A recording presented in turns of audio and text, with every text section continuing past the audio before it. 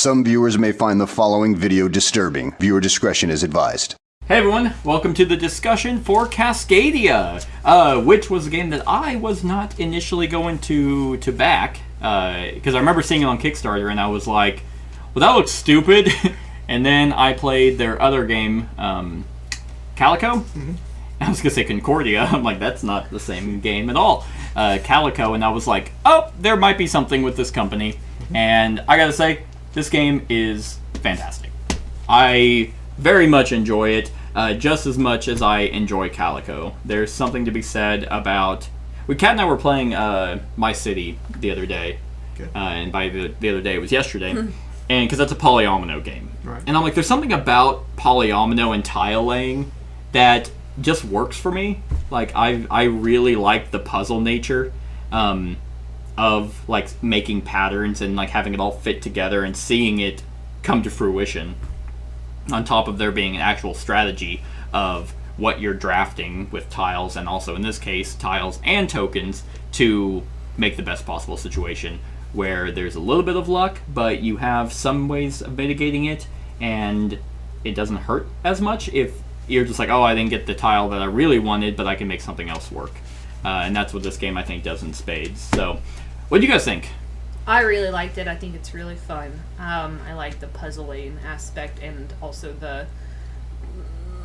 I guess, yeah, just the puzzle-ish of not just the pieces that you put down, but like how you arrange your landscape. Right? Because it's essentially two puzzles. You have your landscape, which all that does is... I mean, they go hand in hand with the tokens, but you get a decent amount of points. Like, you're obviously going to get more points from the wildlife than you are for your tiles, but you can get some pretty good amount of points. But also how you're laying those, you want to think, okay, I want to put that next to the same type of terrain because that's going to give me points, but it doesn't have the wildlife that I want on it, so I need to put it somewhere else, but see if I can still make it count.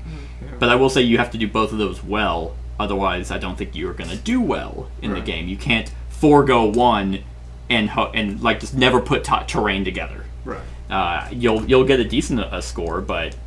And there's no reason to, because there isn't enough terrain and there aren't enough wildlife types that you really need to focus on trying to separate them. That's true. So they'll naturally fit together. Yeah.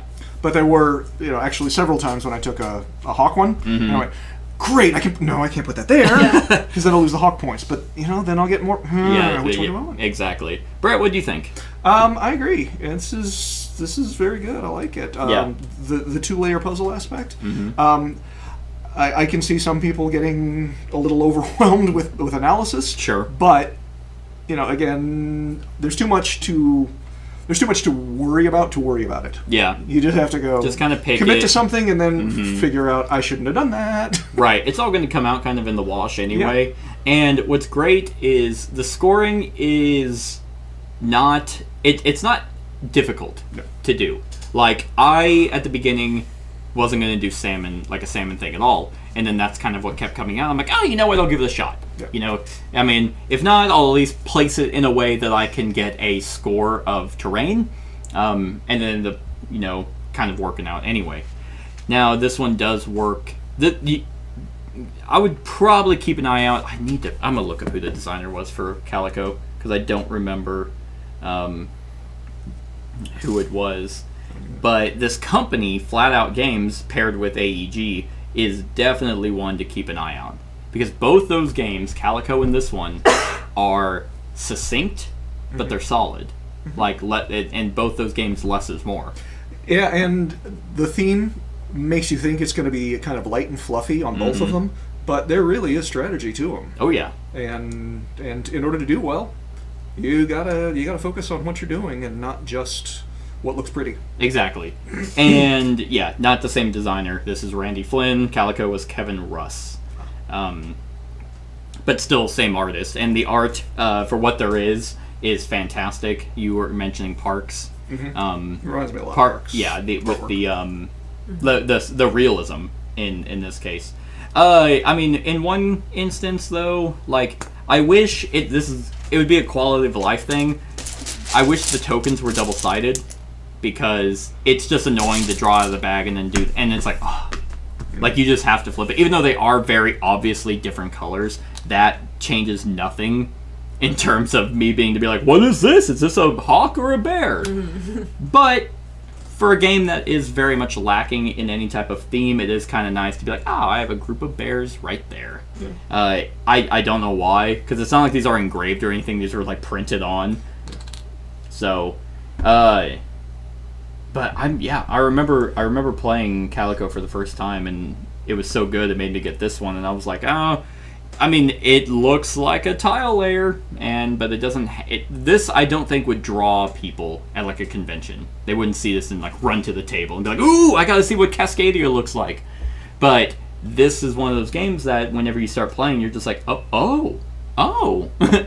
Like, and I love that feeling whenever you're like, this could be, like you mentioned, a light game. This could be I take a tile and put it here. But whenever you're just, wait a minute. Oh, there's actually some thought behind this? Mm-hmm. Do I want to give up this point to get that combination? Mm-hmm. Or do I give up all of them and then I can't do that again for a while? Yeah, oh man, the Do I intentionally draft crap just to give me a cone? I'm totally... Nature tokens! Yes. Yeah, like...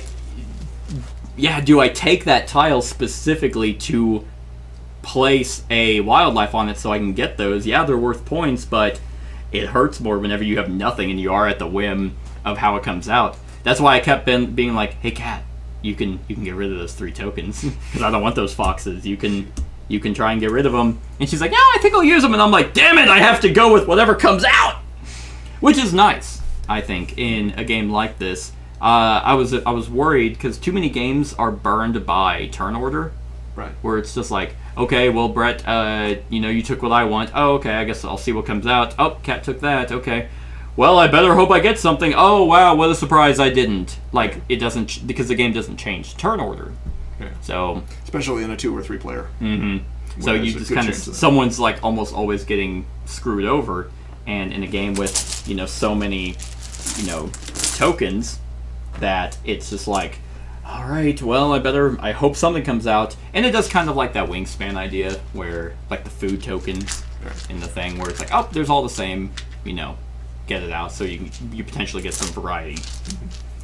What do you guys think of the actual scoring for the animals? Like, do you like, I like the scoring. I like that it's, different challenges for you to kind of focus on, but they need to clarify a little bit better. Yeah. Like, a short snippet of what it does is great, but you can't put that short snippet in the rule book. Like, the I know, rule book right? needs to be an The elaboration. rule book really just kind of explains what the generalization of the different animals do. They're all roughly kind of themed the same. However, yeah, like being like, oh, okay, hey, this says number of unique adjacent animals. Okay, does that mean for each pair? Can that pair of elk count for both of those pairs of foxes? Right. And sometimes they do say that. Like for the red-tailed hawks, it was like the one we played before where it was no habitat tiles. Right. You couldn't count the same empty habitat for the same hawks. Okay. Like for example, if these were here, both of these wouldn't score that once. Right. And so sometimes, like Kat said, the vagueness of the scoring, it's just like, okay, it takes no effort at all to clarify. Right. And that could be annoying because we saw how close the game ended up being. Yeah. That could make or break, a victory. So, I wish these were a little bit more clear. But at the end, there's 5 of each different types, which adds for a lot of replayability. You just shuffle all 5 and, deal one out. Yeah, this game's extremely solid. I very much enjoyed it. I love, we talked about it a little bit in the run-through, but I love the fact that there is, facts. Nature facts about the 5 different animals and the 5 different types of terrain. So, and we never got to mountains. The Cascade Range stretches from southern British Columbia all the way to northern California. The range features both volcanic mountains like Mount St. Helens, which erupted in 1980, and non-volcanic mountains like the North Cascades. The highest peak in the range is Mount Rainier, which towers nearly 15,000 feet above sea level. Mount Rainier is a major feature on the Seattle skyline and is one of the most iconic geographic landmarks in the region. There we go. You guys have any negatives about the game? Other than just the vagueness of like some of the explanations. Mm-hmm. And I agree with you about printing on both sides. Yeah, it's just minor weird. quip, but yeah, just some conditioning. quality of life improvements. Yeah. Just so you, no matter what, you just plop it down. Yeah, you did mention, I don't remember if it was during the run-through, but the fact that these are wooden tokens, if these were cardboard, Yeah. they would not have a strong lifespan. That's very true. And I don't know if, because this is the Kickstarter edition, which their Kickstarters usually don't bloat the game or anything. I don't know if it was just, hey, this nice felt bag, or if it was wooden tokens. Because if this comes to retail and yeah, it's cardboard, that's going to be really annoying. Anyone who's played Quacks of Quedlinburg would know that reaching in a bag with cardboard tokens are always just gross. And it's just like, why are they stuck together? God, what the fuck is that? Why? This is a new game.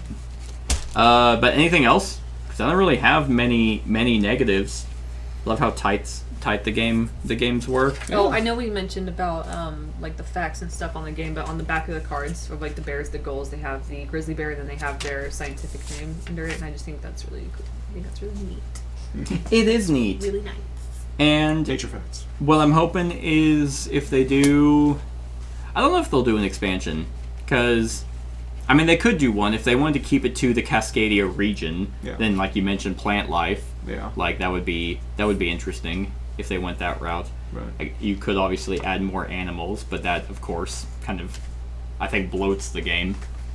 Or, you could take essentially the same game and just reskin it for different regions. Yeah, kind of like. But that wouldn't be that wouldn't be worth buying unless Yeah. you just want the collection. Like like maybe you really like national parks. Well, I mean, yeah, like because it's like with Wingspan, it works because you're trying to collect all the. 'cause you're also- you're running a what do they call it for? Aviary. No. Ye- Well, Nursery? Well, yeah, for birds, you're trying to like, so it makes sense. habitat. So that makes sense for being like, oh, here's Oceania, here's Europe, and here's all the different But that's already continents. adding to an existing game. Well, If you did a different region for this game, you'd have to add like a. oh, right, yeah. totally- Well, that's what I was saying is if they did a different game, but it's like, hey, instead of the Cascadia region, you did this other region. I don't know. I don't think that would work. It's like, but this game has some depth to it, which is really nice. Yeah. And although I will say this is not a filler game, but it feels kind of like it should be. Yeah, It's what not do they that rate it? long. 30 to 45 minutes, I think. Yeah, ours took about an hour. Did it really? Yeah. See, I liked it at that time. We probably think more than they do.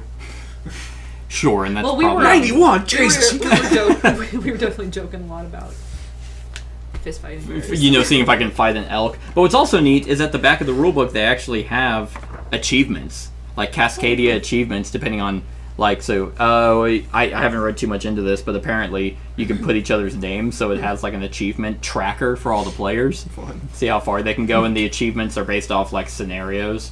So That's cool. So it's like, I guess for scenario 1 you use all A cards because there's different types. Like, and then I guess that's the victory point threshold you're trying to get to is 80. Okay. Which can't just shy. And yeah, I guess you go up and just have a Cascadia achievement little thing, which is neat. I think that's cool. I like achievements in games. It reminds me of video games, like Achievement Hunter and going for things like that. I enjoy stuff like that. So yeah. You guys got anything else? No, I think it's been said. Cool. On a scale of 1 to 10, what are you rating it, Brett? Can't think of a reason not to give it a 10. Wow. What do you rate Calico? I don't remember. Did we actually play it? Did we do a We run-through? didn't. Okay. Me and Mika and my friend Devin did. Okay, I haven't played that as much or as recently, so I would guess 8 or 9. Okay. I was honestly thinking about a 10 too, just because like the only problem I had with it was a problem that you only had because you're the one that reads the rules. So yeah, I'd say 10 because it's really good.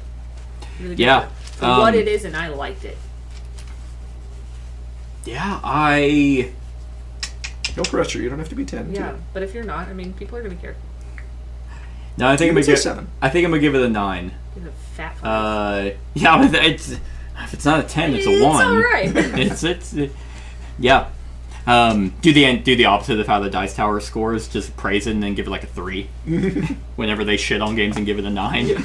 Man, no, it's an 8. It was almost a 9 if it wasn't for everything I hated about it. But man, it's an 8. Sorry about that. It's like, what do you mean it's an 8?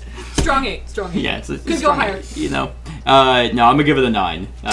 This is a fantastic game. Definitely one to go check out, as well as keep an eye on Flat Out Games. Like, I think they're really hitting it with mid-weight,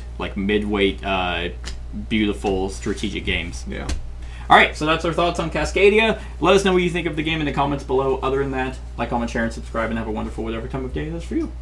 Hey everyone, thank you for watching, and I really hope that you enjoyed the video. If you would like to see more of my content, go ahead and click that subscribe button and the bell to be notified whenever I upload any new content.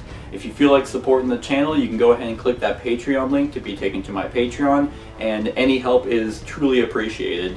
Other than that, stick around for any other run-throughs or reviews or cool top 10s or whatever I feel like putting on. Other than that, like, comment, share, and subscribe, and have a wonderful whatever time of day it is for you.